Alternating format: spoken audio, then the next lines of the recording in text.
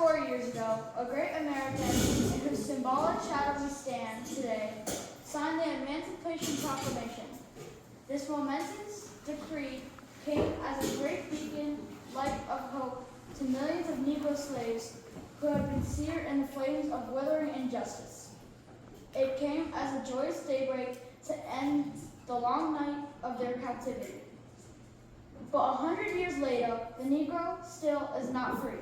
100 years later, the life of the Negro is still sadly crippled by the manacles of segregation and the chains of discrimination.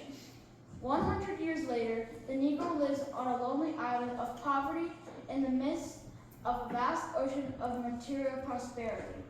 100 years later, the Negro is still languished in the corners of American society and finds himself in exile in his own land. And so we've come here today to dramatize a shameful condition. In a sense, we've come to our nation's capital to cash a check. When the architects of our republic wrote the magnificent words of the Constitution and the Declaration of Independence, they were signing a promissory note to which every American was to fall heir. This note was a promise that all men, yes, black men as well as white men, would be guaranteed the unalienable rights of life, liberty, and the pursuit of happiness. It is obvious today that America has defaulted on this promissory note insofar as her citizens of color are concerned. Instead of honoring the sacred obligation, America has given the Negro people a bad check, a check that has come back marked with insufficient funds. But we refuse to believe that the bank of justice is bankrupt. We refuse to believe that there are insufficient funds in the great vaults of opportunity of this nation. And so we've come to cash this check, a check that will give us freedom upon demand and the riches and the security of justice. We have also come to this hallowed spot to remind America of the fierce urgency of now. This is no time to engage in the luxury of cooling off or taking the tranquilizing drug of gradualism. Now is the time to make real the promises of democracy. Now is the time to rise from the dark and desolate valley of segregation to the sunlit path of racial justice. Now is the time to lift our nation from the quicksands of racial injustice to the solid rock of brotherhood. Now is the time to make justice a reality for all of God's children. It would be fatal for the nation to overlook the urgency of the moment. This sweltering summer of the Negro's legitimate discontent will not pass until there is an invigorating autumn of freedom and equality. 1963 is not an end, but a beginning. Those who hope that the Negro needed to blow off steam and will now be content will have a rude awakening if the nation returns to business as usual. There will neither be rest nor tranquility in America until the Negro is granted his citizen rights. The whirlwinds of revolt will continue to shake the foundations of our nation until the brightest day of justice emerges. But there is something that I must say to my people who stand on the warm threshold which leads to the palace of injustice. In the process of gaining our rightful place, we must not be guilty of our wrongful deeds. Let us not seek satisfy our thirst for freedom by drinking from the cup of bitterness and hatred.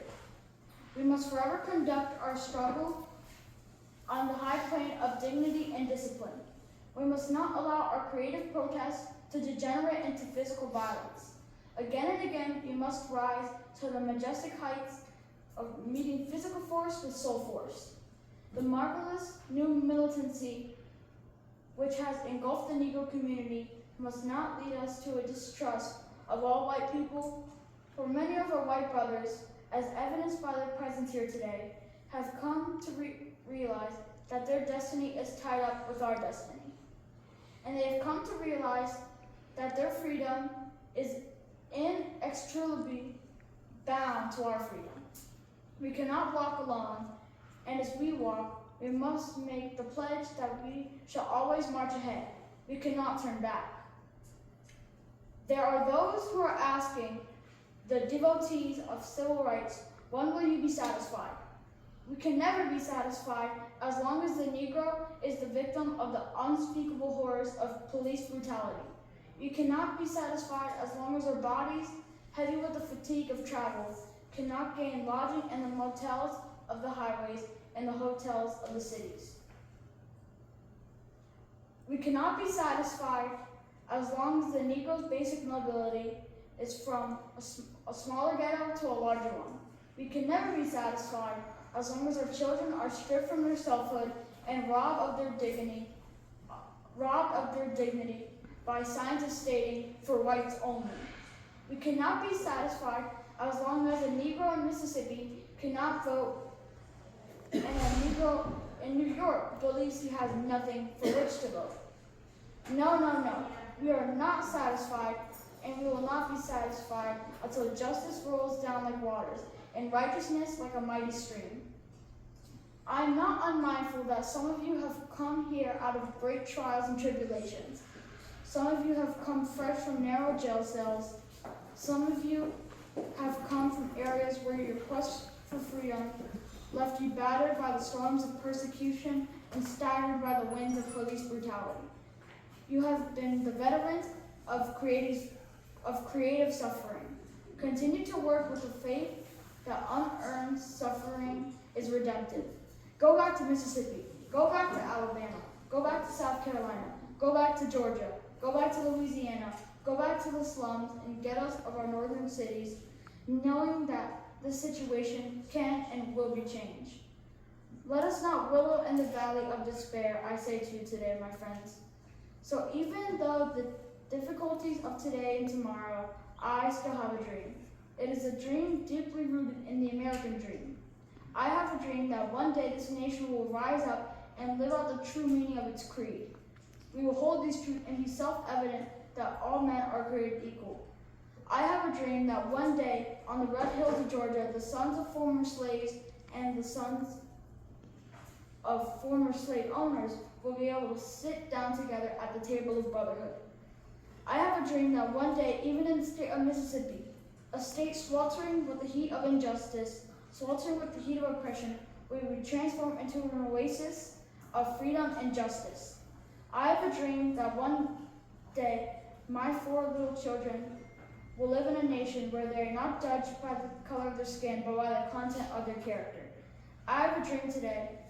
I have a dream that one day in Alabama, with its vicious racists and its government having the lips dripping with the words of interposition and nullification, one day right down here in Alabama, where little black boys and black girls will be able to hold hands with little white boys and white girls as sisters and brothers. I have a dream today.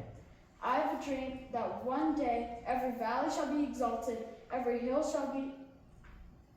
and mountain shall be made low, the rough places will be made plain, and the crooked places will be made straight, and the glory of the Lord shall be revealed, and all flesh shall see it together. This is our hope. This is the faith that I go back to the South with. With this faith, we'll be able to hew out the hope, out the mountain of despair with a stone of hope. With this faith, we'll be able to transform the jangling discords of our nation to a beautiful symphony of brotherhood. With this faith, we will be able to work together, to pray together, to struggle together, to go to jail together, to stand up for freedom together, knowing that we will be free one day. This is the day when all of God's children will be able to sing with new meaning, "My country, 'tis of thee, sweet land of liberty, of thee I sing. Land where my fathers died, land of the pilgrim's pride, from every mountainside let freedom ring. And if America is to be a great nation, this must become true. And so let freedom ring from the prodigious hilltops of New Hampshire. Let freedom ring from the mighty mountains of New York. Let freedom ring from the heightening Alleghenies of Pennsylvania. Let freedom ring from the snow-capped Rockies of Colorado. Let freedom ring from the curvaceous slopes of California. But not only that, let freedom ring in the Stone Mountain of Georgia. Let freedom ring on the Lookout Mountain of Tennessee. Let freedom ring from every hill and molehill of Mississippi. From every mountainside, let freedom ring. And when this happens, and when we allow freedom ring, when we let it ring from every village and every hamlet, from every state and every city, we will be able to speed up that day when all of God's children, black men and white men, Jews and Gentiles,